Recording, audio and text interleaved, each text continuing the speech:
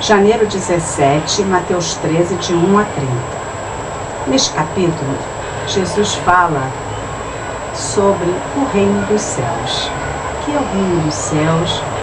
Como é que ele vai ser implantado na terra e outras coisas referentes a isto. Muitos em Israel hoje não creem que Jesus é o Messias, porque está escrito na Tanakh que quando o Messias viesse, haveria um tempo de grande paz na terra. E isso não aconteceu. Jesus veio e não aconteceu nada, né? Eles acham que não houve mudança nenhuma, continua a mesma coisa, miséria, pobreza, briga, conflito, guerra. Então, baseado neste raciocínio, eles dizem que Jesus não é o Messias, né? Se fosse o Messias, haveria paz na terra. Acontece que Jesus veio trazer a semente da paz, a semente do reino dos céus. Esta semente, ela precisa germinar e crescer, mas há muitos obstáculos para uma semente germinar e crescer. Não é fácil. A semente do reino dos céus, da paz, do amor, da fraternidade, né? Ela encontra um grande obstáculo, que é Satã. Aquele que tenta usurpar a autoridade de Deus e que na terra é Deus. Ele é o Deus desse mundo. O Lanhassé é ele o Deus. Está escrito.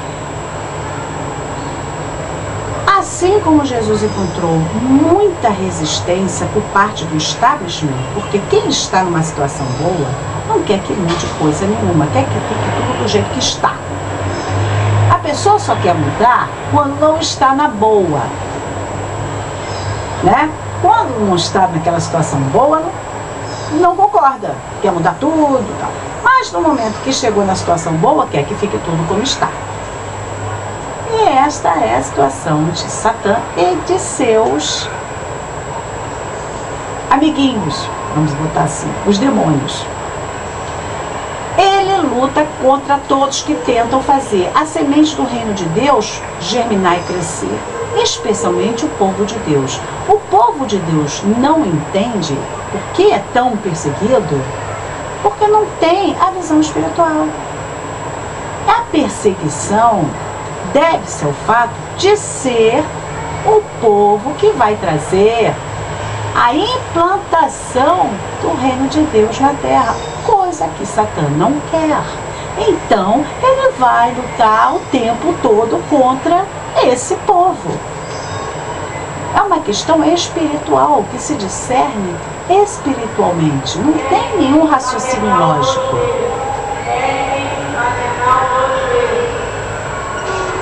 Não tem raciocínio lógico. É uma coisa ilógica, porque é do reino espiritual.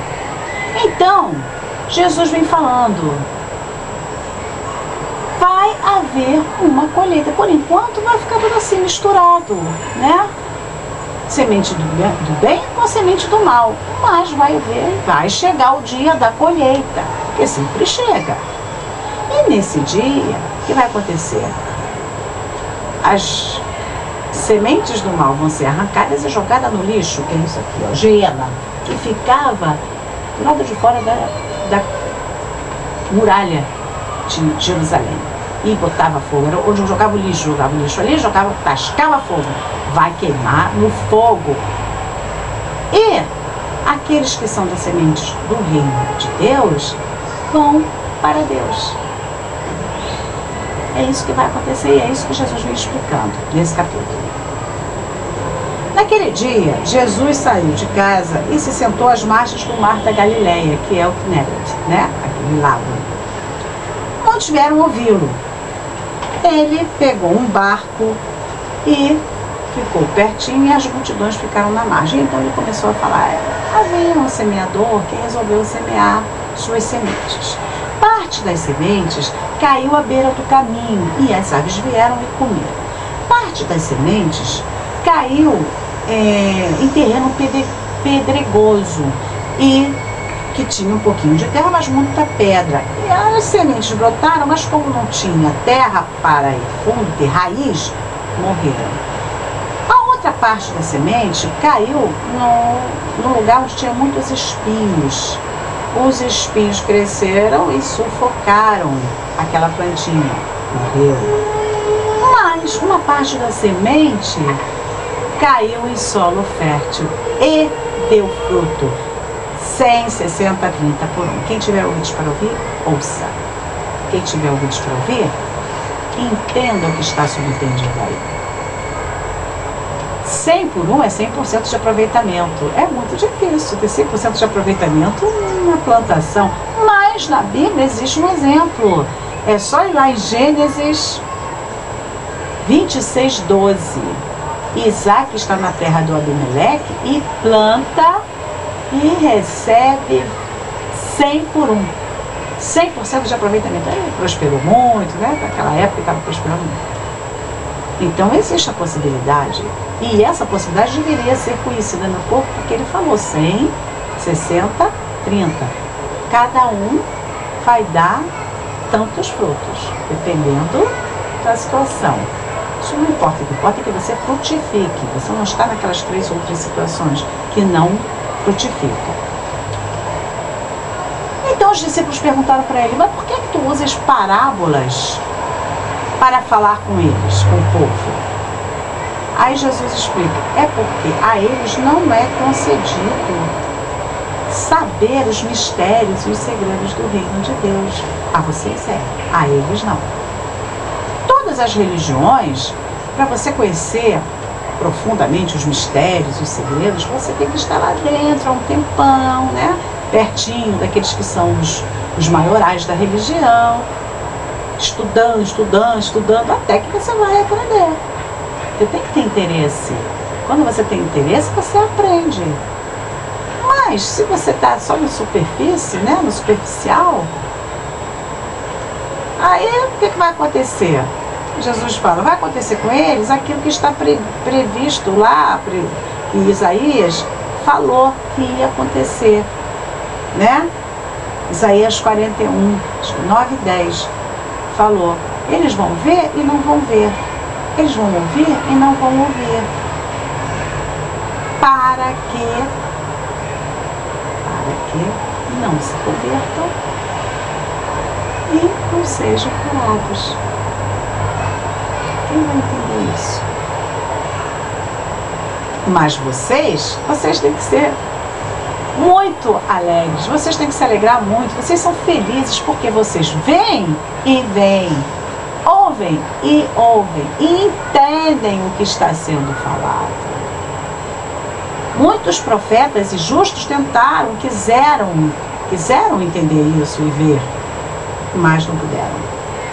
Vocês são bem-aventurados, vocês estão vendo, vocês estão ouvindo aqui no logo.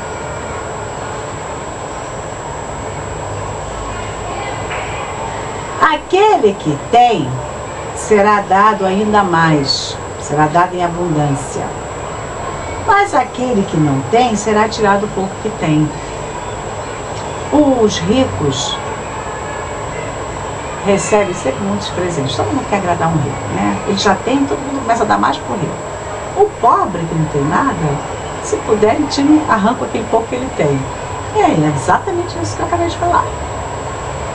Quando você tem profundidade de conhecimento, né, de relacionamento com Deus, você é rico. Então Deus cada vez te dá mais.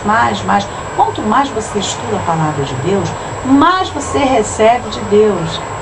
E os pobres de espírito, obviamente Jesus está falando a questão espiritual. Os pobres, eles ficam só naquela superfíciezinha ali. E se vacilarem, eles acabam se perdendo. O pessoal confunde ele, tira esse conhecimento que eles têm. O pouco conhecimento que eles têm, eles perdem. Porque não tem profundidade, né? Não tem aquela riqueza de entendimento, de conhecimento. É por por isso que eu falo a eles em parábolas, Jesus falou. Para que vendo não vejam, e ouvindo não ouçam, e não entendam. Assim a profecia de Isaías 6, 9 e 10 se cumpre neles, que diz: vocês ouvirão, mas não entenderão, verão, mas não compreenderão. Faz o povo o coração desse povo engordurado, para que se fechem seus ouvidos e seus olhos. Caso contrário, eles vão olhar e ver, vão ouvir e ouvir, e vão entender com o coração e vão se converter e vão ser sarados. Vocês são bem-aventurados, felizes, porque seus olhos veem e seus ouvidos ouvem. Muitos profetas e justos, Sadiq, quiseram ver e ouvir o que vocês estão vendo e ouvindo, mas não lhes foi possível. Agora eu vou explicar o que é a parábola do semeador. A semente que cai à beira do caminho é igual àqueles que ouvem a palavra do reino, mas vem o maligno e rouba o que foi semeado no coração deles. A semente que caiu em terreno pedregoso é igual àqueles que ouvem a palavra e a recebem com alegria, mas como não tem raiz em si mesmo, não tem profundidade de estudo, de relacionamento com Deus, fica inconstante, e quando vem a perseguição e os problemas, porque sempre vem, fica apavorado e desiste. A semente que caiu entre espinhos é igual àquele que ouve a palavra, mas os cuidados com as coisas deste mundo e a fascinação das riquezas sufocam a palavra e ela fica infrutífera. Fica preocupado em ganhar dinheiro? Ganhar dinheiro não dá para servir os dois senhores, o dinheiro e a Deus, não dá. Ou bem você serve um, ou bem você serve o outro. Você pode servir a Deus, que você vai ter muito, muito, muito. Porque Jesus falou: buscai primeiro o reino de Deus e a sua justiça, e todas as coisas vos serão acrescentadas.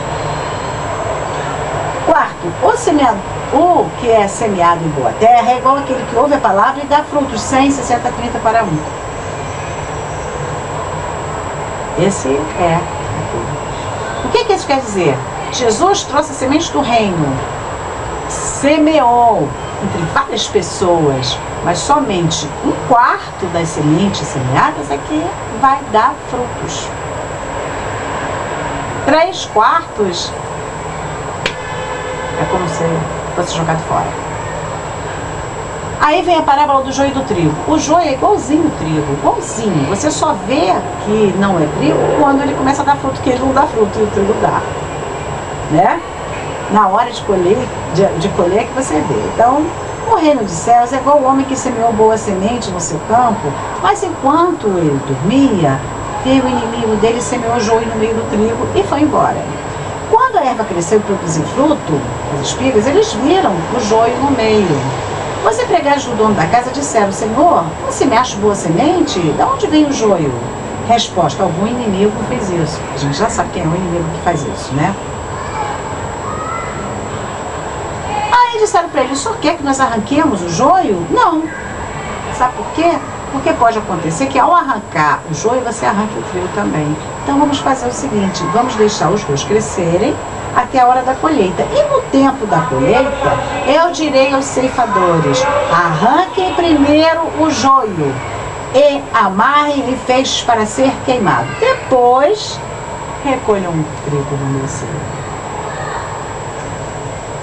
A boa semente do Messias vai ser recolhida e vai para o reino de Deus, para o celeiro dele, para junto dele. Essa é a nossa esperança, porque está escrito: